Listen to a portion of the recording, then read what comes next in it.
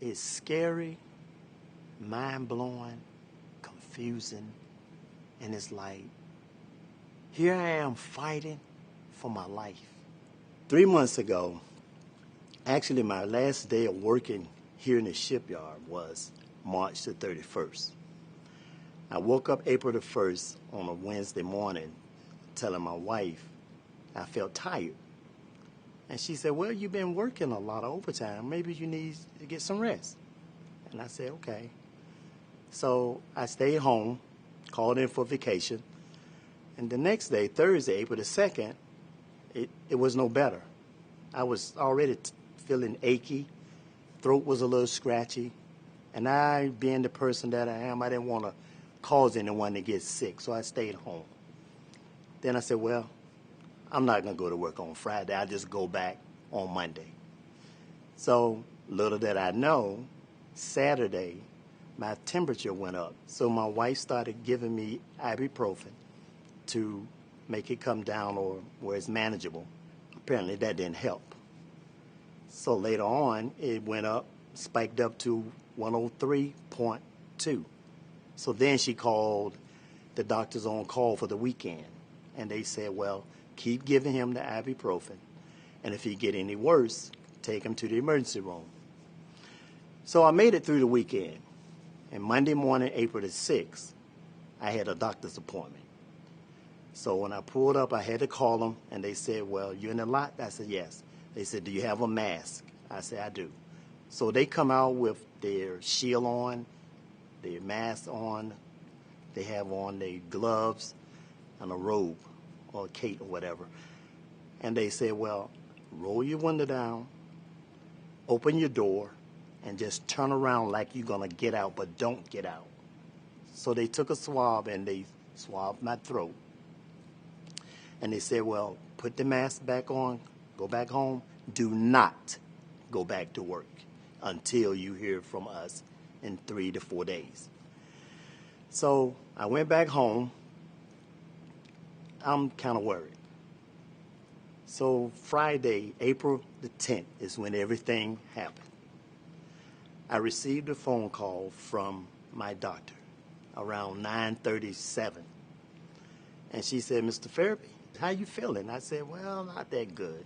She said, well, you did test positive. You have COVID-19. And I said, wow. She said, just take it easy. Stay in quarantine for 14 days, you and your wife. And I said, okay. And she said, if anything you need, give me a call. Hung the phone up. I would say about 15 to 30 minutes later, all of a sudden, my wife was cooking breakfast. I couldn't smell the bacon. Then I was coughing a little, so I figured I'd take a cough drop. I couldn't even taste that. And I'm like, wow, something ain't right. So she was sitting in the other room doing bills. So I walked over and I said, well, Kathy, I said, would you call the shipyard, my boss, and let him know what's going on with me? And she said, Wilton, you can do that. And I'm like, all of a sudden,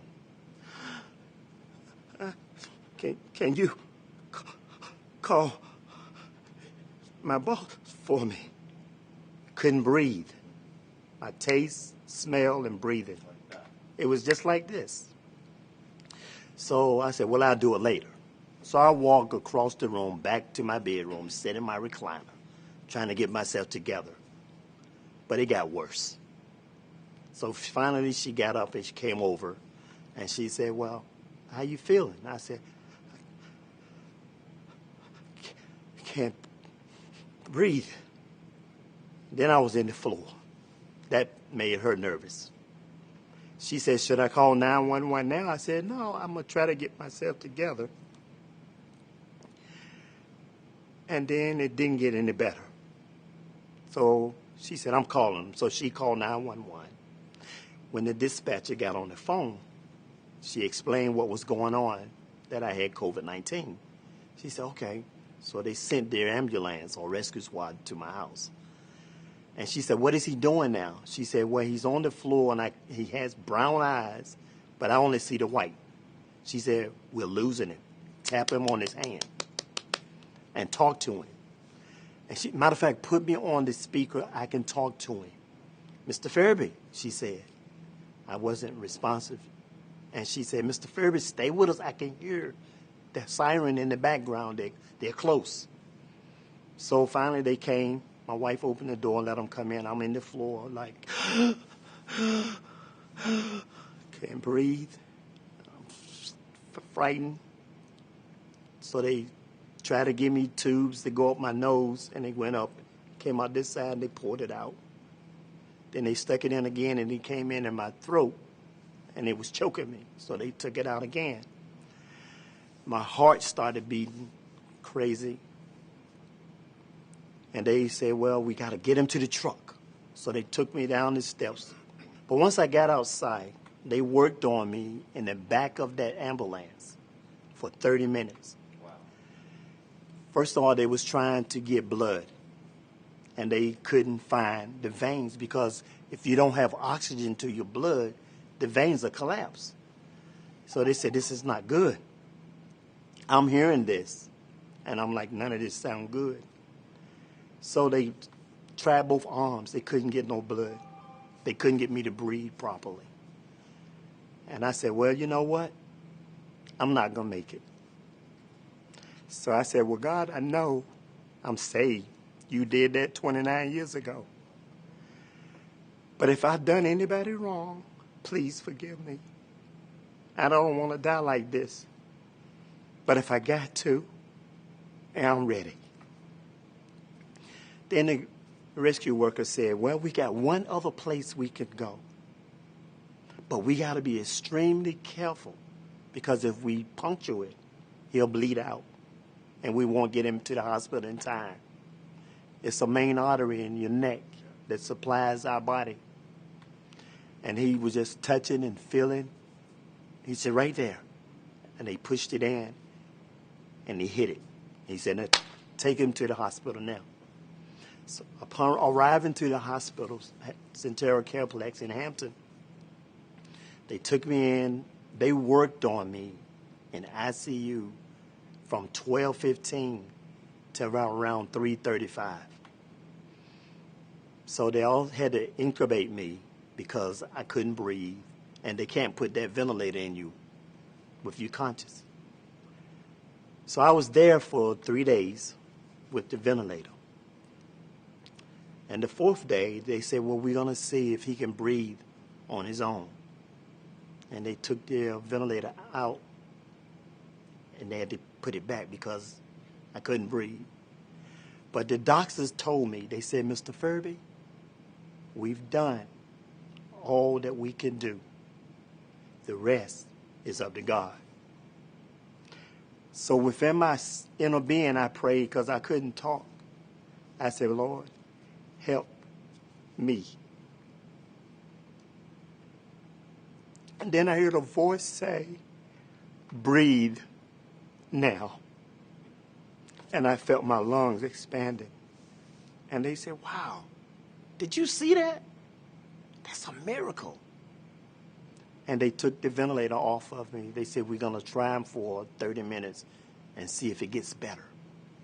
But another thing I wanted to share with you is they have an oxygen tester.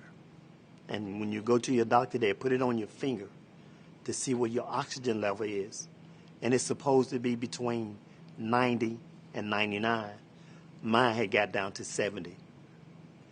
So it started going back up. And they said, that's good. So as I was lying in my bed alone, you cannot have no visitors. It's like you by yourself. My wife was hysterical. She couldn't call, couldn't talk, nothing other than what they told her. So I kept hearing people screaming. I guess they were passing away or whatever, dying, and it got to me. So finally they released me. They said, you can go home, because I was doing good. My vital signs were great. So when I went home, I had to stay upstairs in my house for 21 days. And can you imagine being married 35 years? I haven't seen her 21 days in the same house. And I was going stir crazy in that room because I couldn't go out because of the droplets and everything and towels under the door so nothing can get out. It was mind wrecking. So they had a nurse come in and she took care of my breakfast, lunch, and dinner. Then a couple of days they said, well, we're going to see if you can walk down the hallway. And I did. But the whole thing I want people to realize about this COVID-19 is serious. And it can happen to anyone. The severeness of it is devastating. But what you really need to do is what they ask. Wash your hands and wear your mask. Because you can help yourself as well as another person.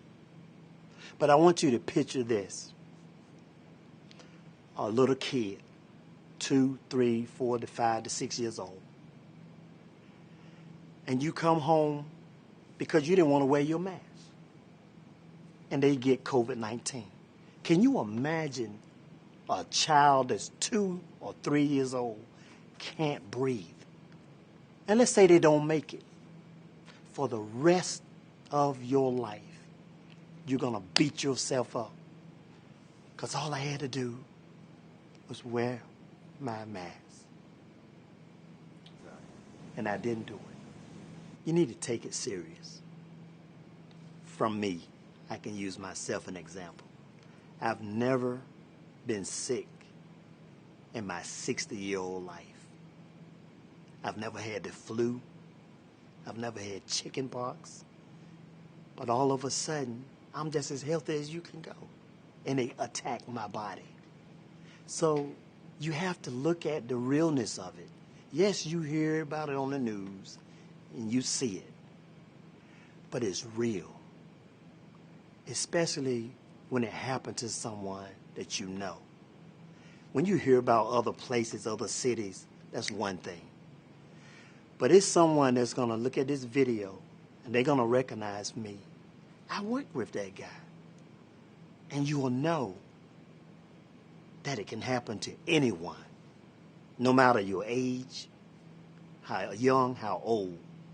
But you just got to take precautionary measures and be safe.